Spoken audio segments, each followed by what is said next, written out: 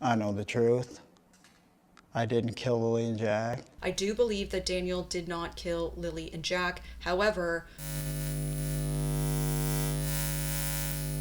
today we're going to be taking a look at Daniel Martell. He is the stepfather of Lilly and Jack Sullivan, 2 children from Nova Scotia who are still currently missing. Now, Daniel recently sat down with CBC, so we're going to be breaking down some of Daniel's body language and behavior. I'm going to be showing you some of the things that I consider to be green flags from Daniel, things that we haven't really seen from him so far, things that we would expect to see from any parent or step-parent that has a missing child. Let's dive in. Been a long 6 weeks. I know that everybody basically in the world at this point is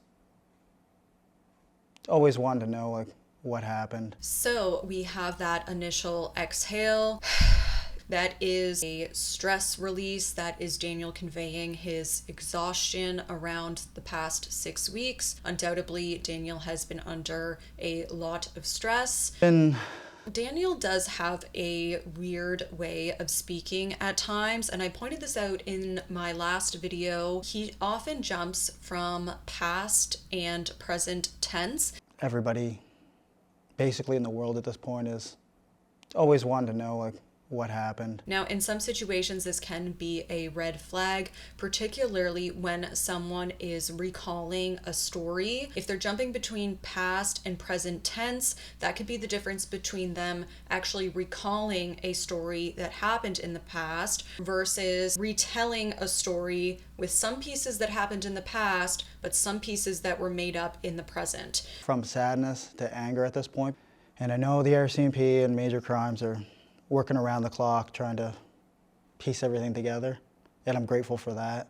Some of the things that I see initially are a lip retraction. This has been pretty common for him throughout a lot of his interviews. The lips sort of go in. This could mean that he's feeling some uncertainty about what it is that he's saying.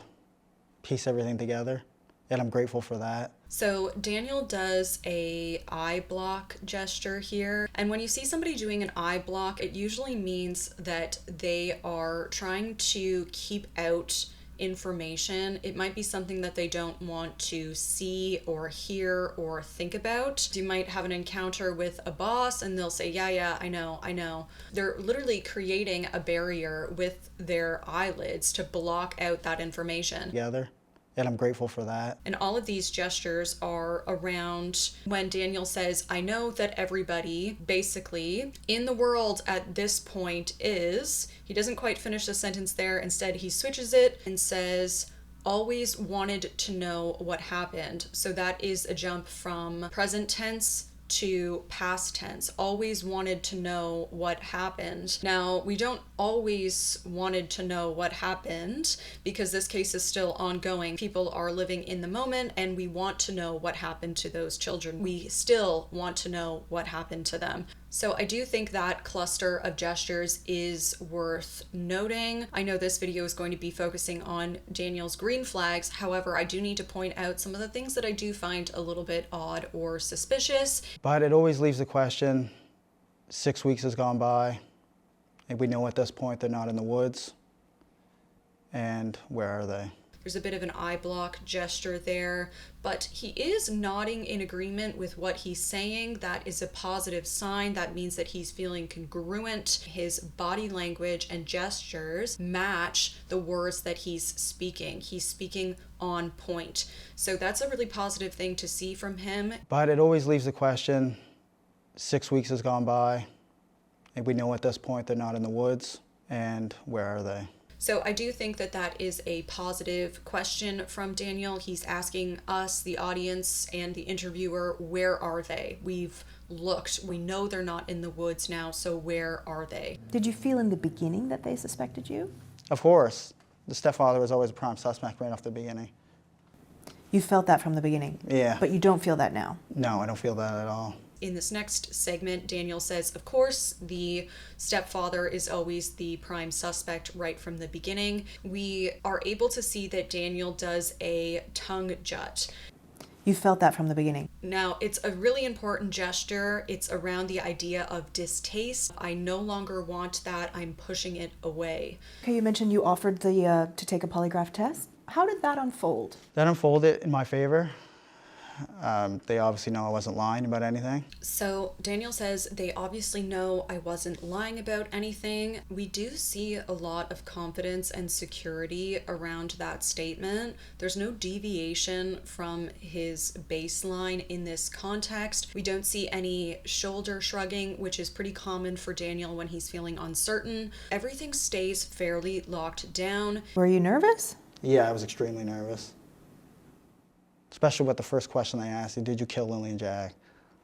The other thing that I think is interesting is that Daniel openly admits to feeling nervous about doing the polygraph. In fact, he says, I was extremely nervous. This is uncommon for a guilty person. Guilty people don't want to admit that they were feeling nervous or anxious because they're trying to convince you of their innocence. An innocent person is more likely to be comfortable admitting that they were feeling uncertain or they were feeling nervous. So I do think that's a green flag in favor of Daniel. Yeah, I was extremely nervous.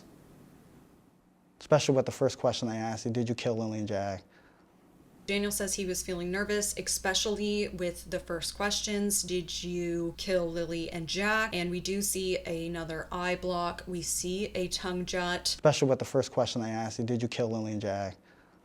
This doesn't necessarily mean that Daniel is guilty. It's very likely that there's a lot of stress and emotion around that topic, so Daniel is essentially trying to block it out. What other kinds of questions did they ask you? All the questions pertain to the death of Lilly and Jack. Are you accessory to the murder of Lilly and Jack? Throughout this interview, we see a lot of lip retraction from Daniel, and we also see a lot of eye blocking, especially around Lilly and Jack's disappearance, around what might have happened the last time that they were seen. When did you find out the result of your test? Immediately right after. What did they say to you? You did a good job, you passed. And how did that feel? Good. And did you feel that there was any further suspicion on you after that point, or was that sort of conclusive? No, that was really when I seen the turning point for it starting to taper off with investigators. We also see Daniel being more open. We see him being more congruent. We see relief around passing the polygraph test. And how did that feel? Good. So I'm not going to be covering the entire length of the video, but you can feel free to go search that up. It's a CBC interview. I just wanted to spend the last minute here talking about the positive things that I see from Daniel. It's all considered evidence. I mean, the more pictures and videos is the better.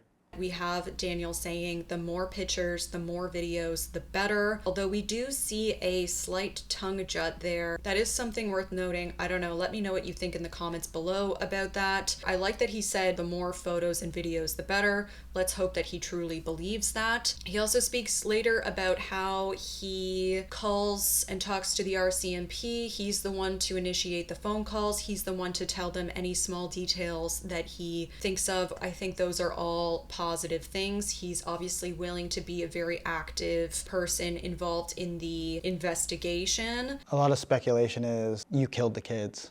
Was come out and say it straight as it is. I know the truth. I didn't kill Lilly and Jack.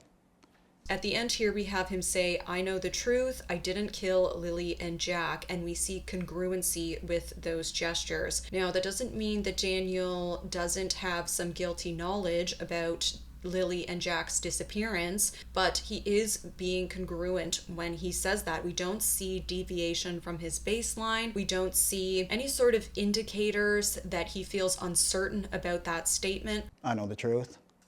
I didn't kill Lilly and Jack. I do believe that Daniel did not kill Lilly and Jack. However, I think that there might be some guilty knowledge there. Obviously, only time will tell, and we will continue to be following this story. So if you liked this coverage of Daniel's body language and behavior breakdown, please feel free to subscribe. Leave a comment below with your own thoughts and opinions on this case and anything else that you would like to see me cover in the future. Thank you so much.